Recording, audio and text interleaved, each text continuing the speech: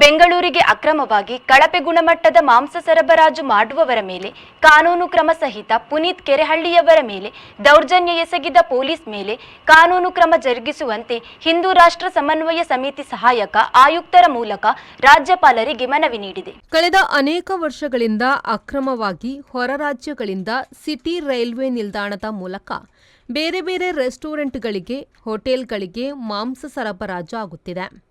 ಆಹಾರ ಇಲಾಖೆಯ ನಿಯಮಗಳನ್ನು ಗಾಳಿಗೆ ತೂರಿ ಥರ್ಮೋಕಾಲ್ ಬಾಕ್ಸ್ನ ಮೂಲಕ ಸರಬರಾಜು ಮಾಡಲಾಗುತ್ತಿದೆ. ಅದನ್ನು ವಿವಿಧ ರಾಸಾಯನಿಕಗಳಿಂದ ತೊಳೆದು ಸರಬರಾಜು ಮಾಡಲಾಗುತ್ತಿದೆ.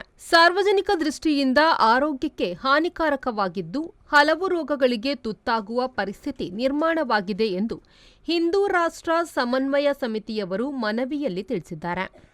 ಪ್ರಸ್ತುತ ರಾಜ್ಯ ಸರ್ಕಾರ ರಾಮನಗರ ಜಿಲ್ಲೆಯನ್ನು ಬೆಂಗಳೂರು ದಕ್ಷಿಣ ಎಂದು ಮರುನಾಮಕರಣ ಮಾಡಲು ನಿರ್ಧರಿಸಿದ್ದು, ಇದು ಖಂಡನೀಯ ಎಂದು ಹಿಂದೂ ರಾಷ್ಟ್ರ ಸಮನ್ವಯ ಸಮಿತಿ ತಿಳಿಸಿದೆ.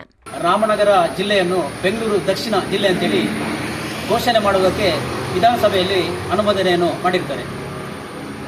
ನಮ್ಮ ಆಗ್ರಹ ಏನೆಂದರೆ ರಾಮನಗರ ಜಿಲ್ಲೆಯಾಗಿ ಉಳಿದರೆ ಮಾತ್ರ ಅದಕ್ಕೆ ಒಂದು ಪ್ರಾಶಸ್ತ್ಯ. ಬ್ರಿಟಿಷರ ಕಾಲದಿಂದ ಇದ್ದಂಥ ಒಂದು ಕ್ರಿಶ್ಚಿಯಾನಿಟಿ ಹೆಸರಿದ್ದಂಥ ಒಂದು ಜಿಲ್ಲೆಯನ್ನು ಕೆಂಗಲ್ ಹನುಮಂತನಯ್ಯರವರು ಅದನ್ನು ರಾಮನಗರ ಅಂತೇಳಿ ಘೋಷಣೆ ಮಾಡಿದರು. ಈ ರಾಮನಗರ ಜಿಲ್ಲೆ ಕೆಂಗಲ್ ಹನುಮಂತನ ಅವರ ಕಾಲದಿಂದ ಈವರೆಗೆ ರಾಮನಗರವಾಗಿತ್ತು. ಅದನ್ನು 2007ರಲ್ಲಿ ಕರ್ನಾಟಕ ಸರ್ಕಾರ ರಾಮನಗರ ಜಿಲ್ಲೆ ಅಂತೇಳಿ ಘೋಷಣೆ ಮಾಡಿತು.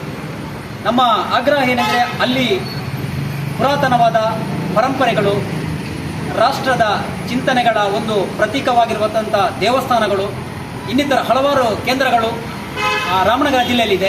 ಅದು ಇನ್ನು ಮುಂದೆ ಕೂಡ ರಾಮನಗರ ಜಿಲ್ಲೆಯಾಗಿಯೇ ಉಳಿಬೇಕು.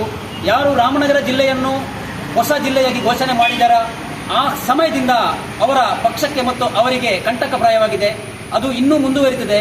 ಇತ್ತೀಚಿನ ದಿನಗಳಲ್ಲಿ ತಮಗೆಲ್ಲರಿಗೂ ಗೊತ್ತಿದ್ದ ಹಾಗೆ ಬ್ಯಾಂಗ್ಳೂರು ರೈಲ್ವೆ ನಿಲ್ದಾಣದಲ್ಲಿ ಒಂದು ಕಳಪೆ ಮಾಂಸ ದಂಧೆ ನಡೀತಿದೆ ಅನ್ನುವಂಥ ಮಾಹಿತಿಯ ಮೇರೆಗೆ ಸಾಮಾಜಿಕ ಕಾರ್ಯಕರ್ತರಾದ ಮತ್ತು ಹಿಂದೂ ಹೋರಾಟಗಾರರಾದ ಪುನೀತ್ ಕೆರೆಹಳ್ಳಿ ಅವರು ಮಾಹಿತಿಯ ಮೇಲೆ ಅಲ್ಲಿ ಹೋಗಿದ್ದರು. ಅಲ್ಲಿ ಬಂದಂಥ ಮಾಂಸ ಕಳಪೆ ಮತ್ತು ಲೈಸೆನ್ಸ್ ರಹಿತವಾಗಿ ಬಂದಿರುವಂಥ ಮಾಹಿತಿ ಅವರಿಗೆ ದೊರಕಿದ ಕಾರಣ ಅವರು ಮತ್ತು ಅವರ ಸಂಗಡಿಗರು ಜೊತೆಯಾಗಿ ಹೋಗಿ ಅದನ್ನು ಪರಿಶೀಲಿಸಲಿಕ್ಕೆ ಹೋದ ಸಂದರ್ಭದಲ್ಲಿ ಅದರ ಮಾಲಕನಾದಂತಹ ರಜಕ್ ಅನ್ನುವಂಥವನು ಬಂದು ಆ ಮಾಂಸ, ಅದರಲ್ಲಿ ನಾಯಿ ಮಾಂಸ ಕೂಡ ಮಿಶ್ರಣವಾಗಿದೆ ಅನ್ನುವಂಥದ್ದು ಮಾಹಿತಿ ಇದ್ದು ಅದನ್ನು ಅಧಿಕಾರಿಗಳ ಮುಖಾಂತರ ಅದನ್ನು ಓಪನ್ ಮಾಡಿ ಜನರಿಗೆ ತೋರಿಸಬೇಕು ಅನ್ನೋಂಥದ್ದನ್ನು ಬೇಡಿಕೆಯನ್ನು ಇಟ್ಟಿದ್ದರು. ಆದರೆ ಯಾವುದೇ ಕಾರಣಕ್ಕೂ ಆ ಬಾಕ್ಸನ್ನು ಓಪನ್ ಮಾಡಲಿಕ್ಕೆ ಈ ರಜಕ್ ಅನ್ನುವಂಥವನ್ನು ಬಿಡಲಿಲ್ಲ. ಅಧಿಕಾರಿಗಳನ್ನು ಮತ್ತು ಅಲ್ಲಿದ್ದಂಥ ಮಾಧ್ಯಮದವರನ್ನು ಎಲ್ಲರನ್ನೂ ಕೂಡ ಕೈಯಿಂದ ದೂಡುವಂಥದ್ದು ತಮಗೆಲ್ಲರಿಗೂ ಗೊತ್ತಿದ್ದಂಥ ವಿಷಯ. ಹಾಗಿರುವಾಗ ಅದು 100ಕ್ಕೆ 100 ಅದು ಕಳಪೆ ಮಾಂಸವೇ ಅಂತ ಹೇಳುವಂಥದ್ದು ದೃಢವಾಗಿದೆ. ಆದರೂ ಕೂಡ ಎಲ್ಲ ಅಧಿಕಾರಿಗಳು ಅವನ ಕೈಗೊಂಬೆಯಾದ ಕಾರಣ ಅದನ್ನು ಕಳಪೆ ಮಾಂಸ ಅನ್ನುವಂಥದ್ದನ್ನು ಗಾಳಿಗೆ ತೂರಿ ಅದು ಸರಿಯಾದ ರೀತಿಯಲ್ಲಿ ಅವನ ಪರವಾಗಿ ಮಾತಾಡುವಂಥದ್ದು ಅಲ್ಲಿ ನಡೆದಿದೆ.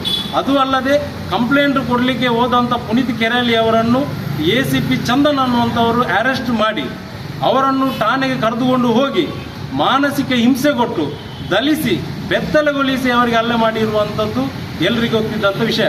ಈ ಸಂದರ್ಭ ಹಿಂದೂ ರಾಷ್ಟ್ರ ಸಮನ್ವಯ ಸಮಿತಿಯ ಚಂದ್ರಮೊಗವೀರ, ಹರಿಪ್ರಸಾದ್ ರೈ ನೆಲ್ಲಿಕಟ್ಟೆ, ಕೃಷ್ಣ ಪ್ರಸಾದ್ ಬೆಟ್ಟ, ಬಾಲಚಂದ್ರ ಸೊರಕೆ ಮತ್ತಿತರರು ಉಪಸ್ಥಿತರಿದ್ದರು. Anish, V4 news, Puttur.